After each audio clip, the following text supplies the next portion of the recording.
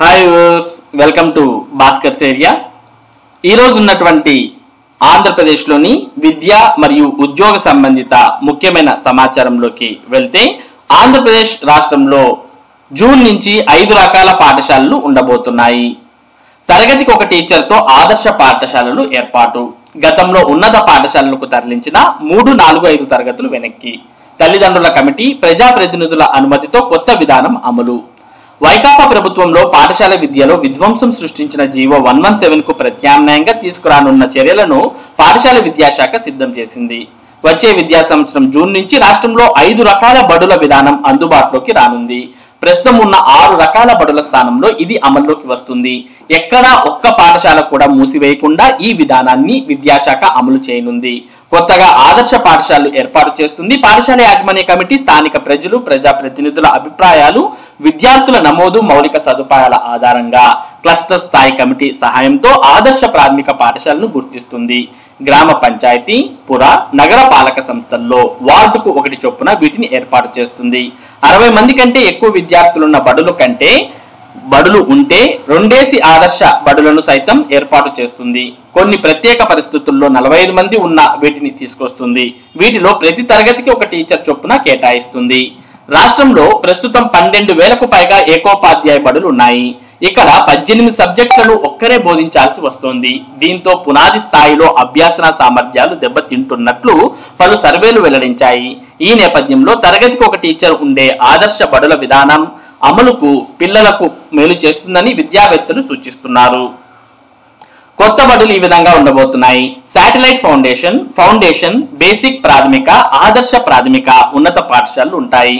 Satellite foundation పాఠశాలలు మహిళా శిశు సంక్షేమ శాఖ ఆధ్వర్యంలో కొనసాగుతున్నాయి. వీటిలో పూర్వ ప్రాథమిక విద్య 1 to LKG, UKG ఉంటుంది. ఫౌండేషన్ బడుల్లో PP1, PP2 1వ తరగతి, 2వ తరగతి వరకు బోధన చేస్తారు. బేసిక్ ప్రాథమిక పాఠశాలల్లో PP1-2తో పాటు 1 నుంచి 5 తరగతులు ఉంటాయి. ఇక్కడ విద్యా హక్కు చట్టం ప్రకారం విద్యార్థుల సంఖ్య ఆధారంగా ఉపాధ్యాయులను కేటాయిస్తారు. 20 లేదా 30 మంది పిల్లలకు 1 టీచర్ చొప్పున కేటాయిస్తారు. ఆదర్శ బడులు ఏర్పాటు చేయడానికి వీలు లేని చోట ఇవి ఉంటాయి. ఆదర్శ ప్రాథమిక పాఠశాలల్లో PP1, PP2 1 నుంచి 5 తరగతులు ఉంటాయి. ఇక్కడ కనీసం 60 మంది విద్యార్థులు ఉండాలి. కొన్ని పరిస్థితుల్లో 45 మంది అంతకంటే తక్కువ ఉన్న ఏర్పాటు చేస్తారు. ఇక్కడ తరగతికి 1 ఉపాధ్యాయుని కేటాయిస్తారు. గత ప్రభుత్వంలో ప్రాథమిక పాఠశాల నుంచి ఉన్నత పాఠశాలకు తరలించిన 3, 4, 5 తరగతులు వెనక్కి తీసుకొస్తారు. పాఠశాల యాజమాన్య కమిటీ ఆమోదంతో ఏర్పాటు చేసిన ఆదర్శ ప్రాథమిక పాఠశాలల్లో విలీనం చేస్తారు. ఆదర్శ పాఠశాల, ఉన్నత పాఠశాలలు నిర్ణీత దూరం కంటే ఎక్కువ ఉంటే విద్యార్థులకు రవాణా భత్యం ఇస్తారు. ఈ భత్యాన్ని నెలకు 600 చొప్పున 10 నెలలు చెల్లిస్తారు. 1, 2 విద్యార్థులున్న ఫౌండేషన్ బడులను సైతం కొనసాగిస్తారు. ప్రాథమికోన్నత పాఠశాలల్లో 6, 7, 8 తరగతుల్లో 30 లోపు విద్యార్థులుంటే వాటిని ప్రాథమిక బడులుగా మార్పు చేస్తారు. 6, 7, 8 తరగతుల్లో 3 కిలోమీటర్ల లోపు ఉన్న ఉన్నత పాఠశాలలు విలీనం చేస్తారు. 3 కిలోమీటర్ల లోపు ఉన్నత పాఠశాలలు లేకపోయినా 60 అంతకంటే ఎక్కువ విద్యార్థులున్నా వాటిని ఉన్నత పాఠశాలలుగా ఉన్నతీకరిస్తారు. 31 నుంచి 59 మంది విద్యార్థులుంటే స్థానిక పరిస్థితులకు అనుగుణంగా నిర్ణయం తీసుకుంటారు. ఇక నుంచి 6 నుంచి 10 తరగతులు మాత్రమే ఉన్నత పాఠశాలల్లో ఉంటాయి. సహజ సిద్ధ అడ్డంకులు, జాతీయ రహదారులు, రైల్వే ట్రాకులు ఉంటే బేసిక్ ప్రాథమిక పాఠశాలను కొనసాగిస్తారు.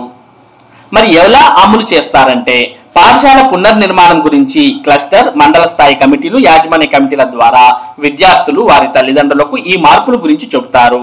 ఆదర్శ పాఠశాల ఎక్కడ ఏర్పాటు చేయాలన్నది విద్యార్థుల తల్లిదండ్రుల యాజమాన్య కమిటీని సూచిస్తుంది. తల్లిదండ్రులు వ్యతిరేకిస్తే యాజమాన్య కమిటీతో సంప్రదించిన తర్వాతే 3, 4, 5 తరగతులను ఆదర్శ పాఠశాలకు అనుసంధానం చేస్తారు. ఒక ప్రదేశంలో మౌలిక సదుపాయాలు పరిమితంగా ఉంటే ఆదర్శ పాఠశాలను 500 మీటర్ల లోపు దూరంలోని 2 ప్రదేశాల్లో నిర్వహిస్తారు. ఉదాహరణకు భవనాల కొరత ఉంటే ఒక చోట 3, 4, 5 తరగతులు, కొద్ది దూరంలో ఉన్న భవనాల్లో PP1-2తో పాటు 1, 2 తరగతులను నిర్వహిస్తారు. ఈ విధంగా మరి అమలు చేయబోతున్నారు. మొత్తంగా అయితే ఆంధ్రప్రదేశ్ రాష్ట్రంలో రాబోయే విద్యా సంవత్సరం అనగా జూన్ నుంచి 5 రకాల బడులు, కొత్త రకంగా ఉండేటటువంటి పాఠశాలలు రాబోతున్నాయి. ఇక ప్రభుత్వ ఉద్యోగ నియామక పరీక్షల్లో చిన్నపాటి లోపానికి చోటివ్వరాదు. వాటి విశ్వసనీయతను కాపాడుకోవాలి. 2 నిందితులకు హైకోర్టు ఇచ్చిన బెయిల్ రద్దు చేస్తూ సుప్రీం వ్యాఖ్యలు. దేశంలో ప్రభుత్వ ఉద్యోగ అవకాశాలు చాలా తక్కువగా ఉన్నాయని, వాటి కోసం పోటీ పరీక్షలకు హాజరయ్యే వారి సంఖ్య చాలా ఎక్కువగా ఉంటుందని సుప్రీంకోర్టు పేర్కొంది. ఇటువంటి పరిస్థితుల్లో ప్రభుత్వ ఉద్యోగ నియామక పరీక్షల నిర్వహణలో తలెత్తే చిన్నపాటి లోపమైన వాటి విశ్వసనీయతను, పవిత్రతను దెబ్బతీస్తుందని జస్టిస్ సంజయ్ కరోల్, జస్టిస్ ధర్మాసనం అభిప్రాయపడింది. ఈ అక్రమాల వేల మంది అభ్యర్థులపై, సమాజంపై ప్రభావం చూపుతాయని తెలిపింది.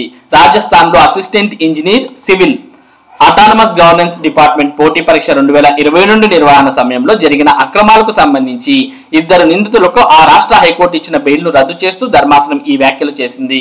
ఒక నిందితుడు మరొక అభ్యర్థి తరపున పరీక్షకు హాజరు కాగా, ఇంకో నిందితుడు హాల్ టికెట్, హాజరు పత్రాలపై ఉన్న ఫోటోలను మార్చి సహకరించాడంటూ ఎఫ్ఐఆర్ దాఖలైంది. మంజూరైన బెయిల్ను సాధారణంగా రద్దు చేయాలని, అయితే కేసు ప్రత్యేకత దృష్ట్యా ఈ నిర్ణయం తీసుకుంటున్నట్టు సుప్రీంకోర్టు ధర్మాసనం వివరించింది. నిందితులు ఇద్దరు 2 వారాల్లోగా సంబంధిత కోర్టులో లొంగిపోవాలని ఆదేశించింది. బెయిల్ కోసం అదే కోర్టులో పిటిషన్ దాఖలు చేసుకోవచ్చని తెలిపింది. కాబట్టి ఉద్యోగ నియామకాల్లో చిన్న చిన్న పొరపాట్లు కూడా చోటు ఇవ్వవద్దు అంటూ సుప్రీంకోర్టు వ్యాఖ్యానించడాన్ని మనం చూడవచ్చు.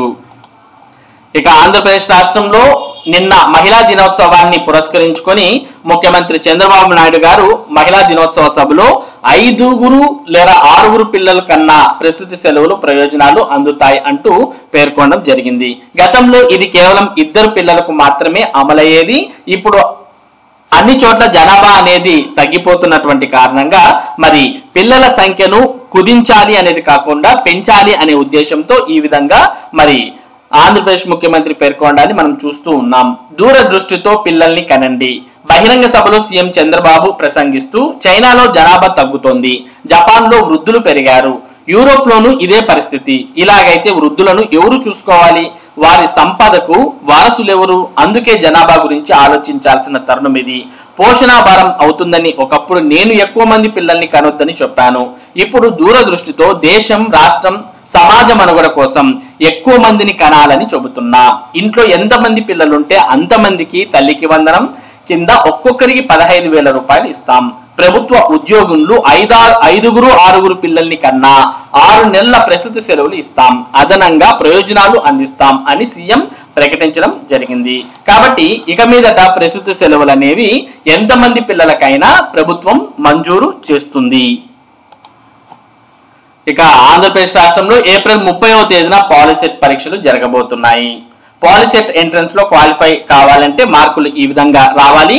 పాలిసెట్ లో 35 మార్కులు క్వాలిఫైయింగ్ మార్కులుగా నిర్ణయించారు. ఏప్రిల్ 30వ తేదీన పాలిసెట్ పరీక్ష నిర్వహించనున్నారు. పాలిసెట్ ఎంట్రన్స్ పరీక్ష ఈ విధంగా ఉండబోతోంది. పాలిసెట్ ఎంట్రన్స్ ను 120 మార్కులకు పరీక్ష నిర్వహిస్తారు. గణితం 50 మార్కులకు, ఫిజిక్స్ 40 మార్కులకు, కెమిస్ట్రీ 30 మార్కులకు పరీక్ష ఉంటుంది. 10వ తరగతి సిలబస్ ఆధారంగా ఈ ప్రవేశ పరీక్ష జరుగుతుంది. ఈ ఏడాది ఏప్రిల్ 30న పాలిటెక్నిక్ ఎంట్రన్స్ పరీక్ష నిర్వహిస్తారు. ఎగ్జామ్ ఫీజు SC/ST విద్యార్థులకు 100, OC/BC విద్యార్థులకు 400 రూపాయలుగా నిర్ణయించారు. కాబట్టి ఎవరైతే పాలిసెట్ కు దరఖాస్తు చేయాలనుకుంటున్నారో అటువంటి వారు మరి వెంటనే దరఖాస్తు చేసుకోవచ్చు. ఏప్రిల్ 30వ తేదీన పాలిసెట్ పరీక్ష అనేది జరగబోతోంది. ఇవి ఈ రోజు ఉన్నటువంటి ముఖ్యమైన విద్య మరియు ఉద్యోగ సంబంధిత సమాచారం. ఇటువంటి ముఖ్యమైన సమాచారాన్ని భాస్కర్స్ ఏరియా మీకు అందిస్తూ ఉంటుంది. మరి ఈ సమాచారం మీరు మిస్ కాకుండా పొందడానికి మన భాస్కర్స్ ఏరియా యూట్యూబ్ ఛానల్ కు సబ్స్క్రైబ్ అవ్వండి. Thank you for watching this video.